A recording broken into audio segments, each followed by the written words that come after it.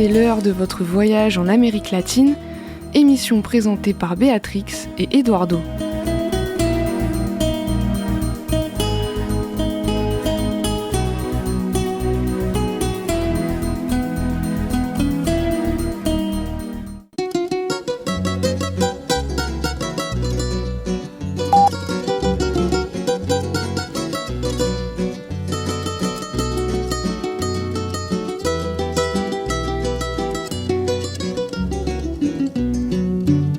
No te asombres si te digo lo que fuiste, una ingrata con mi pobre corazón, porque el fuego de tus lindos ojos negros alumbraron el camino de otro amor. Y pensar que te adoraba ciegamente, que a tu lado como nunca me sentí, y por esas cosas raras de la vida, sin el beso de su boca yo me vi.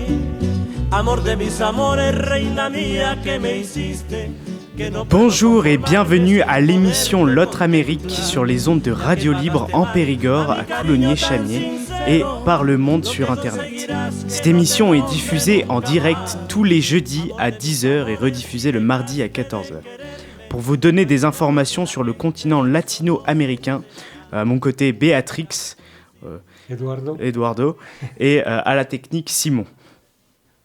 Oui, merci beaucoup François. Et nous avons au sommet cette semaine parler de l'influence, de l'ingérence en fait des États-Unis sur notre continent. Nous allons parler du Brésil et du Mexique. Et à la fin, nous allons consacrer une partie de notre émission à une littérature que vous allez découvrir avec nous.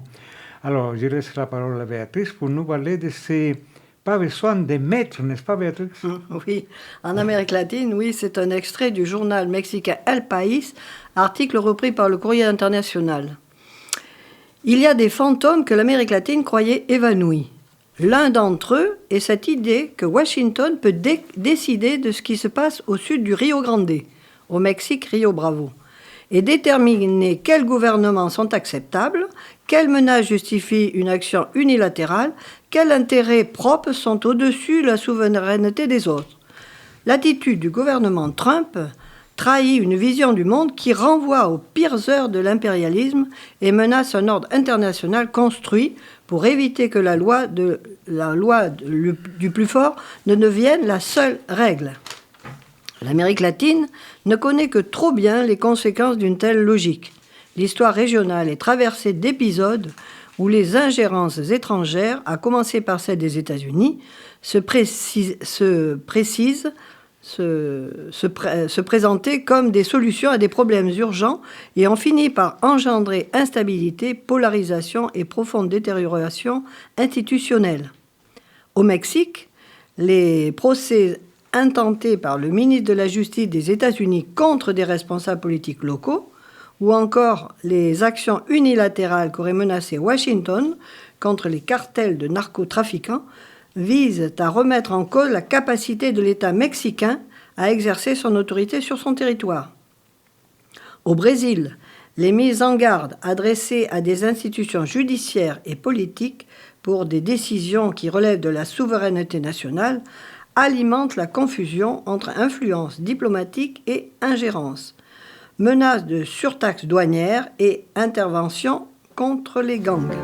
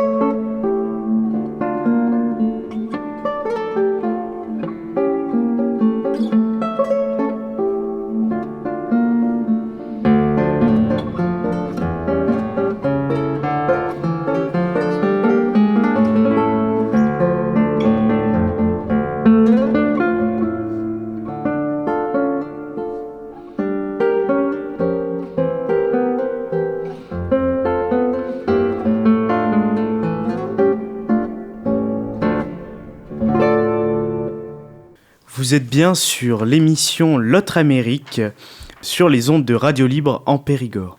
Merci François. Et maintenant, nous allons continuer. Oui, après cette petite pause musicale, là, on continue sur l'Amérique latine qui n'a pas besoin de maître. En Colombie, le soutien sans réserve de Trump au candidat d'extrême droite Espriella montre à quel point le président états-unien juge légitime de conditionner des décisions souveraines à sa volonté et à ses intérêts.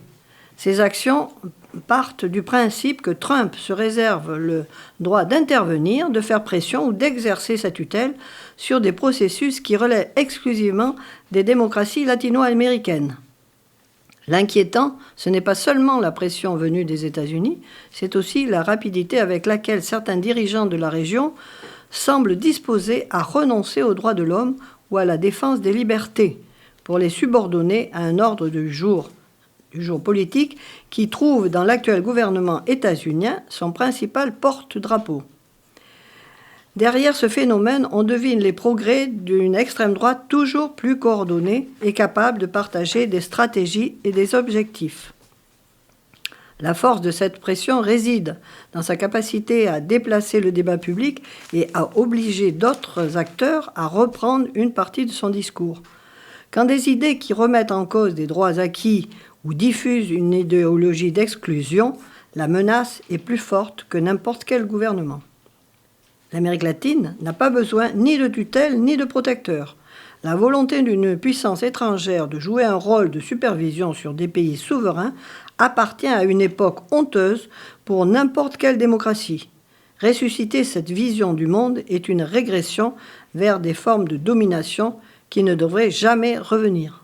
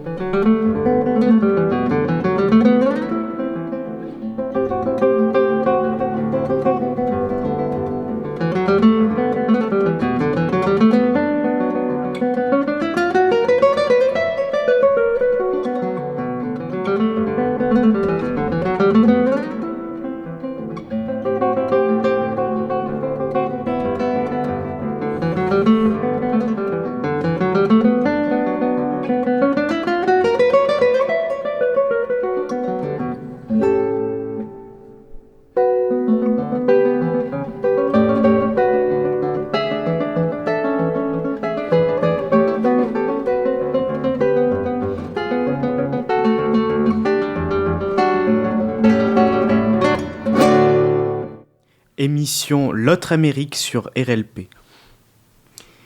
Et maintenant, Béatrice, oui, c'est un extrait du journal Le Monde sur aussi les États-Unis qui imposent leur tutelle sur une partie de l'Amérique latine. Voilà. La plupart des pays du continent, même non alignés, se plient aux injonctions de l'administration Trump qui n'hésite pas à recourir à des menaces de sanctions pour faire primer ses intérêts. Partout, Trump réactive sa tutelle sur la région avec un but assumé, faire primer les intérêts des États-Unis et accaparer les ressources locales. Face à la première puissance militaire du monde et ses menaces de sanctions ou de retrait de visas, la plupart des pays, même non alignés, se plient aux injonctions états-uniennes. par pragmatisme ou conviction, comme l'Argentine, le Chili ou l'Équateur. 17 États ont ainsi adhéré en mars dernier au bouclier des Amériques. Ces dernières semaines, plusieurs pays ont été contraints de signer avec les États-Unis des accords, soit de coopération militaire, autorisant la présence de troupes états-uniennes, soit migratoires pour recevoir les expulsés des États-Unis. Pour l'heure, la présidente du Mexique, Claudia Sheinbaum, résiste au nom de la souveraineté et n'accepte une coopération sur le terrain que si celle-ci reste sous sa direction. Sous les pressions de Washington, plusieurs États ont désigné certains groupes criminels comme des organisations terroristes. Certes, les pays latino-américains n'ont pas la capacité de lutter seuls contre le crime organisé. Fin mars, le journal New York Times révélait que le camp bombardé en Équateur était en réalité une ferme laitière.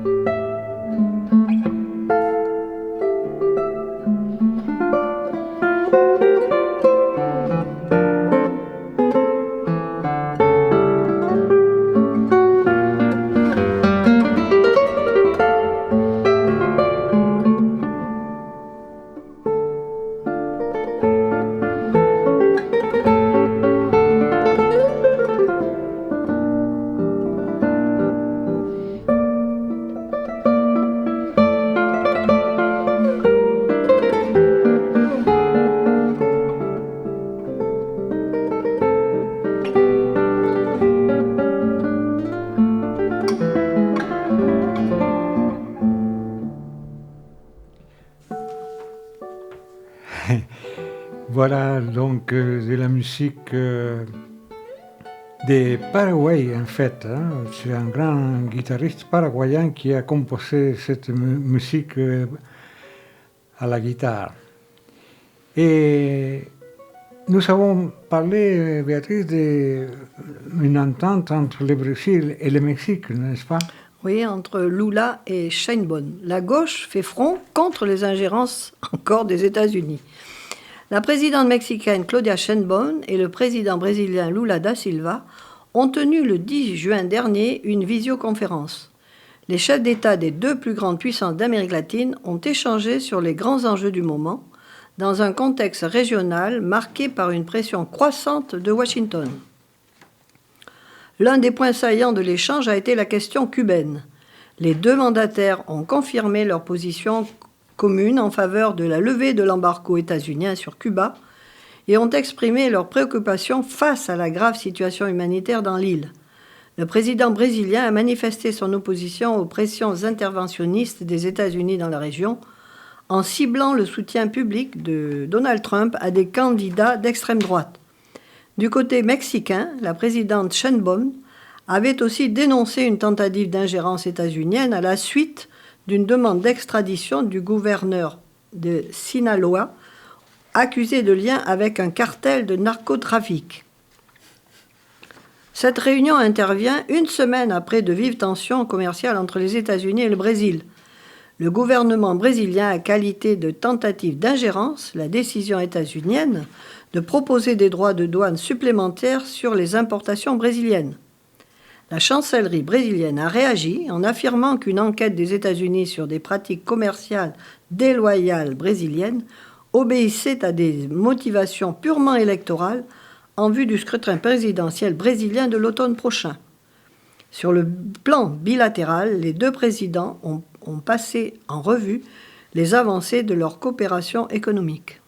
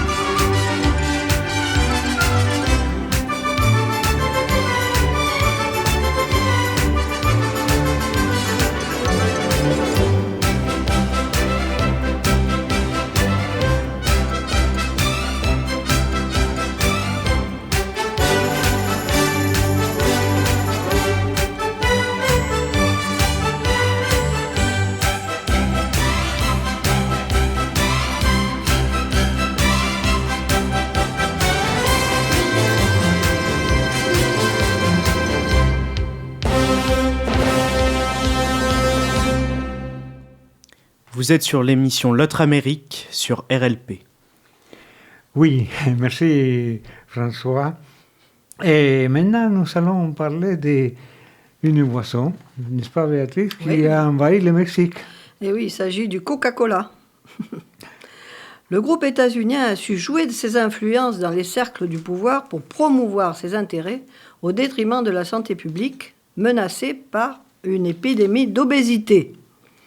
En février dernier, un Airbus A320, peint en noir et rouge et marqué du logo Coca-Cola, avait atterri à l'aéroport de Mexico. Le ministre des Affaires étrangères mexicain a accueilli l'appareil sur le tarmac. À son bord, pas un chef d'État, mais le trophée de la Coupe du Monde 2026 de football dont le Mexique est l'un des pays hôtes. L'industrie de Coca-Cola pèse 2% de produits intérieurs bruts à elle seule pour près de 110 000 emplois directs et plus de 1 500 000 emplois indirects.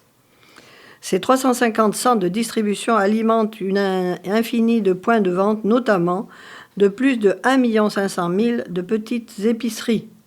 Coca-Cola a souvent dépassé le terrain des affaires pour atteindre les plus hautes sphères du pouvoir. L'ex-président Ernesto Zedillo est devenu membre du Conseil international de Coca-Cola. Le gouvernement de Claudia Sheinbaum a mis en place des mesures visant à réduire la consommation de soda. Mais en mars dernier, le PDG de Coca-Cola, Enrique Brom, était reçu par la présidente Sheinbaum qui a annoncé que Coca-Cola investirait 6 milliards de dollars dans le pays. Et oui, et Trump, qui fait beaucoup d'affaires, doit être très content comme ça. C'est une façon d'envahir les pays avec des boissons, parfois de la culture états-unienne. c'est mon avis très personnel. C'est pour cela que nous allons passer à la musique.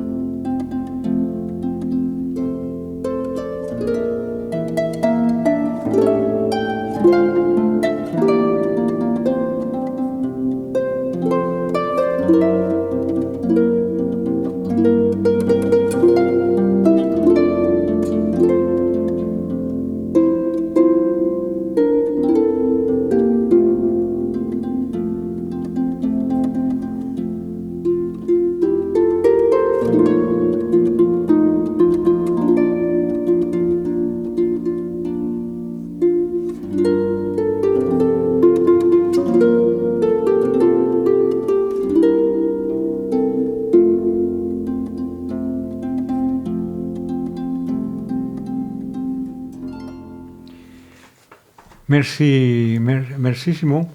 Alors, nous allons parler un peu de littérature et des écrivains français qui ont été attirés par l'Amérique latine, n'est-ce pas, Béatrix? Oui, c'est un livre qui s'appelle Les Amériques, écrit par Philippe Aulet-Laprune. Au cours du XXe siècle, l'Amérique latine a constitué pour les écrivains occidentaux un espace les invitant à l'ailleurs et au rêve. Goût pour la fuite, soif d'évasion, désenchantement à l'égard de la culture européenne, mais aussi contrainte de l'exil face aux dangers totalitaires en Europe. Les raisons qui ont poussé au départ ces fabricants d'imaginaire sont nombreuses et leurs séjours ont eu des conséquences radicales sur leur destin et sur leurs textes. Roger Caillois, en Argentine, les surréalistes français, au Mexique, Blaise Cendrars et Georges Bernanos au Brésil, Henri Michaud en Équateur et Robert Desnos à Cuba. On retrace leurs drames personnels et leurs rencontres avec cette terre des passions, des déséquilibres et des exaltations qui a fait naître certaines des œuvres les plus marquantes de notre temps. Ils n'y sont pas venus pour triompher ou faire carrière. Ces écrivains évoqués sont comme expulsés de leur pays natal, rejetés par leur propre société. Ils sont saturés de mentalité occidentale et de raisons clairvoyantes ou sont menacés par le contexte politique de leur temps. Mais en aucun cas, le voyage en Amérique latine n'est motivé par un désir de reconnaissance ou de succès. Ils sont donc chassés de chez eux et vont chercher au loin le contrepoint de ce qu'ils ont connu et projeter sur le lieu nouveau les fantasmes qu'ils traînent avec eux. Une fois rendus dans leur nouvel univers, ils apprécient la culture ancestrale et la fraîcheur qu'ils ne trouvaient plus dans leur monde, et à tort ou à raison, peu importe, ils croient les découvrir dans ce lieu encore énigmatique et généreux. La dynamique de l'écriture réclame un espace facilitateur. L'Amérique latine propose en ce sens une étendue parfaite pour laisser s'épancher les illusions propres à la littérature. L'Amérique latine, d'abord rêvée avant de devenir réalité et liée à l'imaginaire avant le premier contact, et des écrivains se laissent prendre par leur désir d'utopie. Georges Bernanos, Blaise Cendrars, André Breton veulent y faire leur chimère et y développer une société idéale.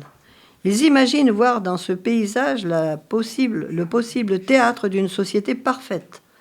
Seul ce lien, ancré dans les rêves, est digne de recevoir de tels projets. Le voyage vers l'Amérique latine se nourrit d'un espoir comparable. Retrouver les traces d'un monde perdu.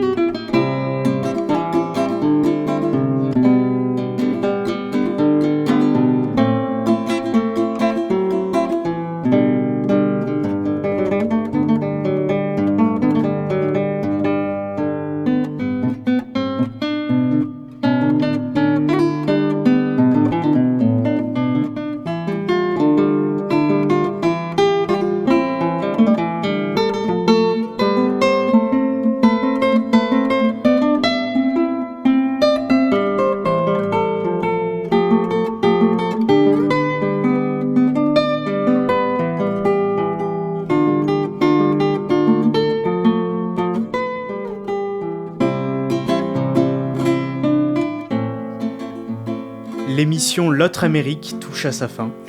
Merci François. Oui, notre émission touche à sa fin, effectivement. Et nous vous donnons rendez-vous à la rentrée, parce qu'il y a les vacances. Simon va se charger gentiment de programmer des émissions sur le site de Radio Nationale d'Espagne. Et je remercie Béatrice qui nous a livré des informations sur notre continent. Et merci beaucoup à François qui a aussi participé à notre émission. Et merci à Simon, tout à fait très performant pour accompagner dans la technique. Muchas gracias y hasta pronto.